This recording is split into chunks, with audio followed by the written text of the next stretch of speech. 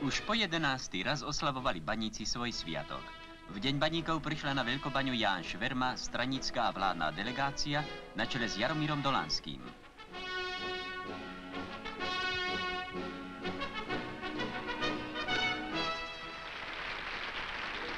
Tunajší baníci získali už po druhý raz najvyššie vyznamenanie – štandardu prezidenta republiky.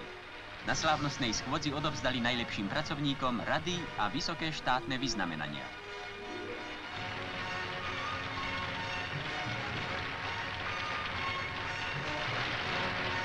Tohoročné oslavy Dňa baníkov boli obzvlášť radosné, veď v tento deň doletela sovietská kozmická raketa na mesiac.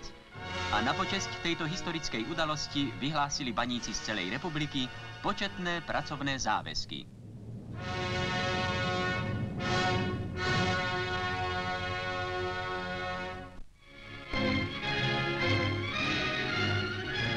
Sovietský zväz opäť potvrdzuje svoje prvenstvo v mierovom využití atómovej energie. Nová atómová elektráreň pri Voroneži bude svojím výkonom 210 000 kW najväčšia na svete. Práve prebieha montáž reaktoru. Palivom bude obohatený urán. Palivové články v reaktore budú vážiť 44 tón a zabezpečia nepretržitú prevádzku na 0,5 roka. Atómová elektráreň bude celá automatizovaná a riadená od jediného pultu. Jej spustenie bude ďalším historickým medzníkom v dejinách využitia jadrovej energie.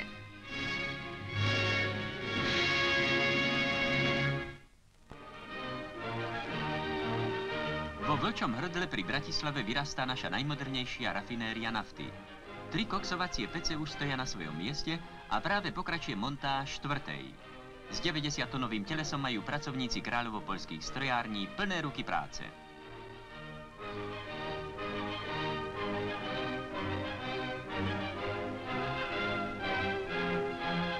Montážna parta pod vedením Alojza Žáka si vedela poradiť aj s takou obťažnou úlohou.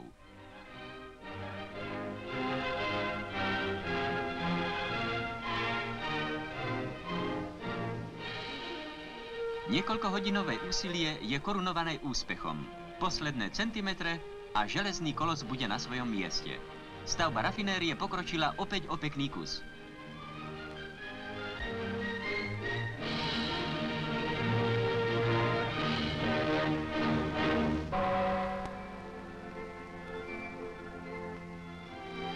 Sovietské novostavby potrebujú veľké množstvo dreva. Najlacnejší spôsob jeho prepravy je plavenie.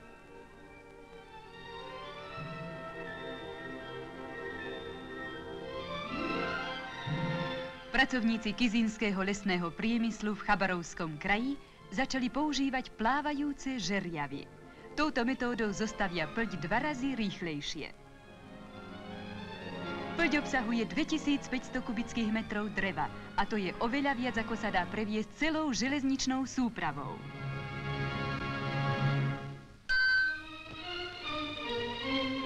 Táto brána vedie na hamburský cintorín lodí, ale mýlil by sa ten, kto by tu očakával vyslúžilé vraky patriace do starého železa.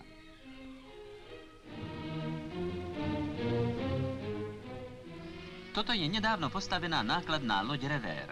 Mohla by dopravovať 22 000 tón rudy.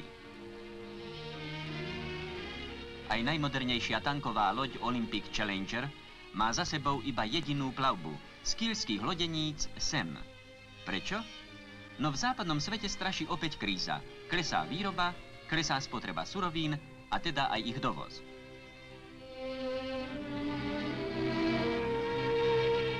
A tak majú tieto obrovské lode svoj pôvab už len pre kúpajúce sa deti. Japonskí rybári prišli s novým spôsobom rybolovu. Ich nástrojom je, ak sa to tak dá nazvať, železná rúra, na ktorú do taktu bijú. Zvuk kovu ženie delfínov stále bližšie k brehu. A tam už s nimi majú rybári ľahkú prácu.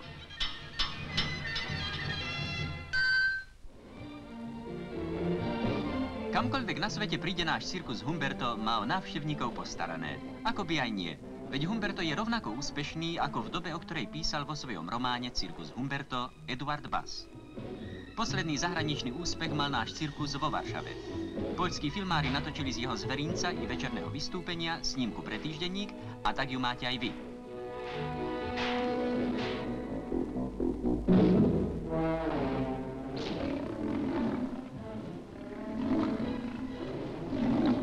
Dnes už je cirkus Humberto opäť doma v Československu.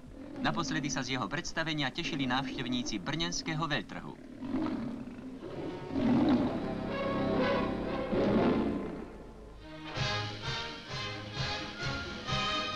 Tohoročná súťaž dukelského preteku brannej zdatnosti konala sa aj za účasti pretekárov z Poľska a Nemeckej demokratickej republiky.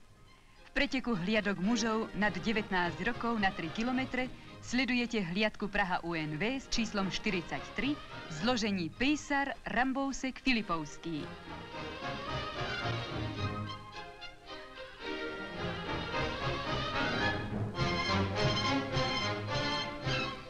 Branné preteky kladú mimoriadne nároky na dobrú fyzickú pripravenosť účastníkov. Víťazom sa môže stať iba ten, kto je najlepšie všestranne pripravený.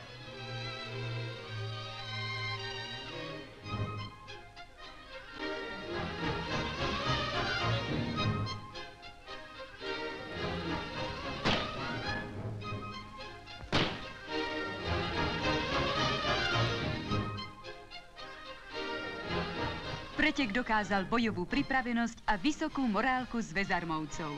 Hliadka Prahy UNV okrem veľmi dobrého času dosiahla aj najlepších výsledkov v streľbe a hode granátom. Získala tak prebornícky titul na rok 1959.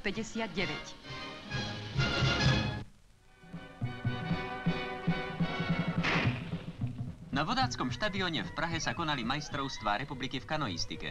V preteku žien na 500 metrov sa popri Feistauerovej, ktorá išla na poslednej dráhe, pekne držala mladá Puchlová z Trenčína. Aj mladé pretekárky Havelová zo Sokolova a Vršovská z Dečína vydržali ostré tempo až do konca. O 0,2 sekundy zvíťazila vlaňajšia preborníčka Eva Kutová zo Slávie Praha.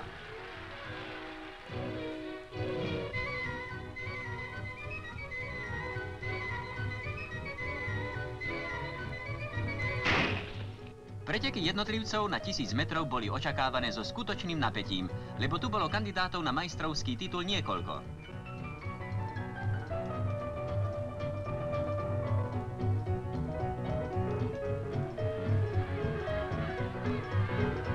V polovici trate viedol bratislavský Polakovič, ktorý deň predtým zvíťazil v preteku na 10 kilometrov.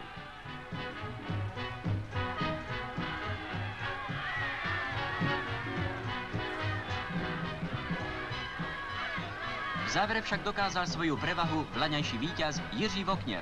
Napriek tomu, že celú sezónu nemohol trénovať, zvíťazil časom 4 minúty 55,6 sekundy a znovu získal titul preborníka republiky.